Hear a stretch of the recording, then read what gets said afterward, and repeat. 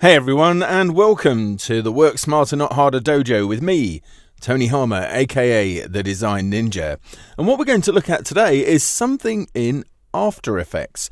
Now, since the advent of Creative Cloud, of course, designers are starting to think, well, I've got that, I might as well have a go at it. And so you should. It is just like Photoshop on wheels. And what we're going to do here is create a slideshow. And this is based on a question from my friend Andrew online. And we're going to build a very simple, designer-friendly, as they say. I hate that term, but anyway, they do say it, right? Which means it's easy, because designers, as we all know, are super, super thick, aren't we? Yes, anyway. Right, so here in After Effects now and launched, I need to create a new project. Now, there is an inviting button here in the welcome screen, but to be honest, if you look just behind it at the application, it already gives you an untitled project. So what I'm going to do is come out of that and I can save the projects later. Now, a project in After Effects is pretty much just like a folder. It's a place to collect everything together. And the documents that go into that folder, okay, are compositions. And that's what we need to do, is to create a new composition. So Command N or Control N is the shortcut to do that, and I'll just call this one here Slideshow. Okay, and then I'll come down to my settings. Now, I generally start out with the HDTV 29.97, that's the frame rate, but then I change the frame rate to 30 frames per second, which is pretty much universally accepted, right, as being a good frame rate to use. And then down here for the duration, and if I just try and zoom in on this for a second, right, let's just have a quick look here, because reading from right to left, the first two digits, they represent the number of frames, okay? So that will go up to 29 before it trips over into this one, which represents seconds, and then after that, minutes, and then hours. But if your slideshow is hours long, don't share it with me, because I won't watch it. It's as simple as that. Well, here's a quick way, okay, for us to type 2 minutes duration in here. In fact, that's probably a bit long. Let's make it 1 minute. So look how many digits we've got before we get to that number 2, or as it will be a number 1. 1, 2, 3, 4, 5, okay? So if I type 1 and then 4 zeros after that, okay, that gives me, and you can see just to the side of it, right, it gives me 1 minute just there. Perfect. Hit OK, and there you go. Your new comp is ready to go. So of course we need to populate that with the content for our slideshow. So I'm going to click in this window just here, the project window, and if you're not seeing this particular layout, go up to default, and if it still doesn't look right, just choose reset to save layout and it will draw it back this way. So click in the project window, Command I or Control I to import in it. Okay, so, and I've got a folder here full of some pictures of my cats when they were kittens. And everybody knows that the minute you put cats on anything on the internet, it's a hands down smash. So this is Bilbo on the left hand side and his sister Tilly on the right hand side. Tilly's a bit more furtive than Bilbo is. Yeah, Bilbo's a bit more adventurous, and he's my super fave cat. He actually sleeps on my legs every night, making me dreadfully warm, but he's so lovely. Look how cute they are. See, you can just see the subscriber count going up right now. There you are. Anyway, what I'm going to do is I'm going to select all of those, okay, and just choose Open. And in they come like so, but we need to get them down here into this area. This is the timeline down at the bottom. So I'm simply going to drag those all, while they're still all selected, into this region. Boom. There they are. But these are super big images here, so I need to scale them down. So what I'm going to do is, while they're still all selected, that bit's important, I'm going to right click here in the composition window, come down to transform, and choose fit to comp width. Now, don't choose fit to comp, okay, because it may distort your image. Okay, if you know that the image is the same size as the comp, then go ahead and do that. But I'm going to choose fit to comp width because these are landscape images. If they were portrait, I'd choose fit to comp height. Okay, but if I choose that, then they all get scaled down proportionally. Now, you're just seeing the top one at the moment, but all of the others, trust me, they've all been scaled. They all get that instruction if they're selected. So next, what I need to do is just to change how long these are all on screen. And that's very easy to achieve. If you come over to the right-hand edge of the timeline, just there, okay, and again, with these all selected, just mouse down there and drag back, and I'm going to go just around under about 13 seconds for each of these, I think, because there's 7 of them here and I've got a minute to play with. In fact, you know what? I might even go a bit further down than that.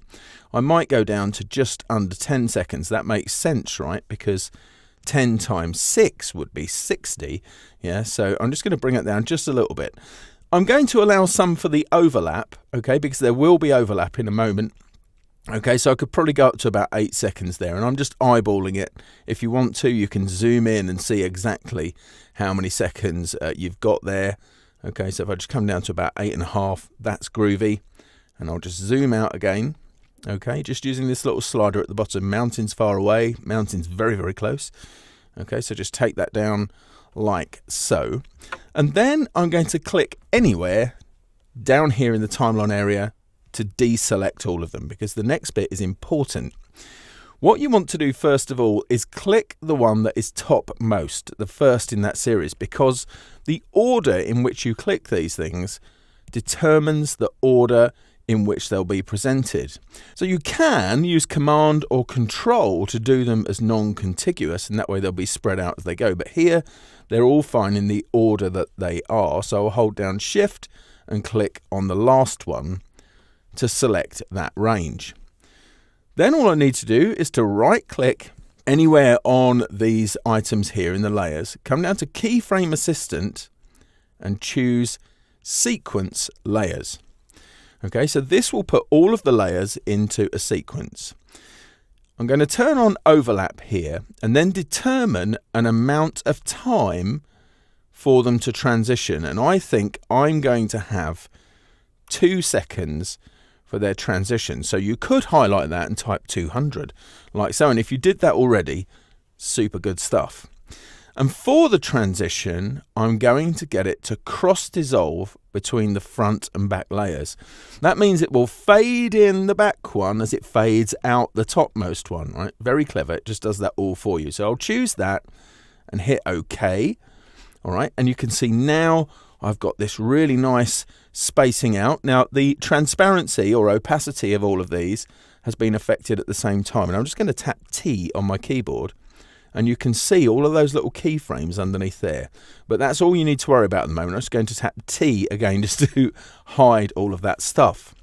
Now, you might want to actually trim down the work area, and this thing here, this slider at the top, that's the work area. You might want to trim that down to roughly where the last slide finishes. If I drag across these, by the way, you'll see those transitions taking place there. Nice as it goes. But I'm going to go down to the end here, okay, just to about there, and then I'll drag the work area to that particular point, okay, and then you can actually trim that down if you want to. Okay, you could actually then come up to the composition menu and choose trim comp to work area, okay, and that trims the whole thing down for you.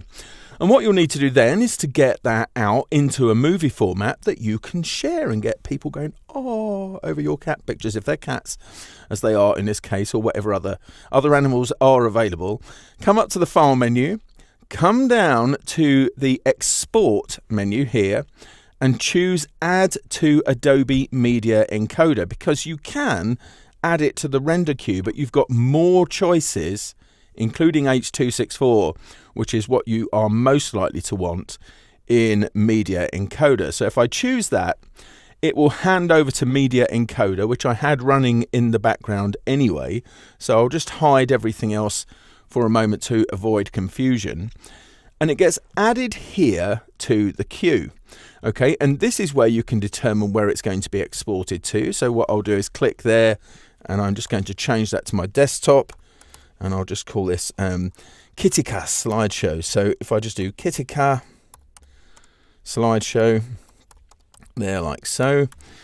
Don't worry about what it says, anything else there. MP4 is just fine at the minute because mine's set to H.264. But if you weren't set to H.264, you simply click here with whatever it says there, and then from the format, choose the format that you would like, which, if you're being sensible about it, is probably going to be H.264. Okay, you can then hit OK there. Once you're ready, all you need to do is click play at the top there, and it will render out your slideshow. And as soon as that's done, in fact, if we speed up using the magic of video, let's speed this up, traveling through time. Oh, phew, I always find time travel so exhausting. But anyway, phew, there we go. So let's play this out. So they're going to be on there for a little while. Then we'll get this nice transition between the two as it goes. There you go. Nicely, one fading out as one fades in and they cross over. And there we are. Super, super. And I may well make this kitten video available on Facebook just for fun, which you can go to on my Facebook page at facebook.com/thedesignninja, all one word. Just on there. Subscribe to the channel though, if you would, and keep coming back for regular tips, tricks, tutorials, and all sorts of other stuff here on youtube.com/thedesignninja, all one word. And until next time, see ya.